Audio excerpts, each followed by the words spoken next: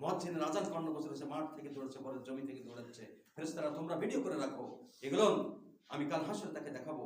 অন্য অন্য যারা নাফরমানি করেছে আমি ভিডিও করে তার সামনে তুলে ধরবো যে আমার বান্দা মুয়াজ্জিনের আযান শোনার সঙ্গে সঙ্গে আমি রবকে খুশি করার জন্য, রবকে একটি সেজদা করার জন্য, আমি রবের আনুগত্য করার জন্য, দাসত্ব করার জন্য, আমি রবকে খুশি করার জন্য দুনিয়ার সব কাজ ফেলে দৌড়াচ্ছে।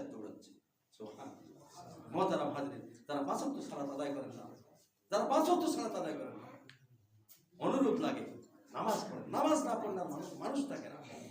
নামাজ না পড়লে সে মানুষ তো থাকেই না, বরং সে পশুও থাকে না, সে পশুও না। তাহলে কি আল্লাহ বলছে বালহুমা, তো এরা পশুর চেয়ে নিকৃষ্ট। যারা সালাত আদায় করেন না, 5 ওয়াক্ত সালাত যারা আদায় করেন না, পশুর চেয়ে নিকৃষ্ট। আমি করি নাই। সূরা আল আরাফ 179 নম্বর আয়াত পড়ে দেখবেন, আল্লাহ পাক বলতেছেন উলাইকা কাল আনাম, এরা হলো চতুষ্পদ জানোয়ার। আল্লাহ এই কথা বলি ক্ষান্ত হয় নাই। আল্লাহ মনে হয় পরের শব্দটা আরো রাগ করে বলছে বালহুম আদল, শুধু কি তাই, এরা তার চেয়ে নিকৃষ্ট। আদল মানে তার চেয়ে, পশুর চেয়ে নিকৃষ্ট। কেন নামাজ পড়েন?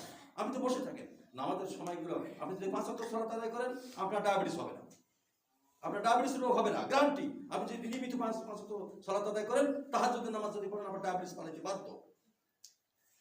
আল্লাহকে খুশি করার জন্য আপনি সেজদা করেন, আল্লাহকে রাজি খুশি করার জন্য আপনি 5 ওয়াক্ত সালাত আসেন, আপনার শরীরের অনেক বাদ ব্যথা সেরে যাবে।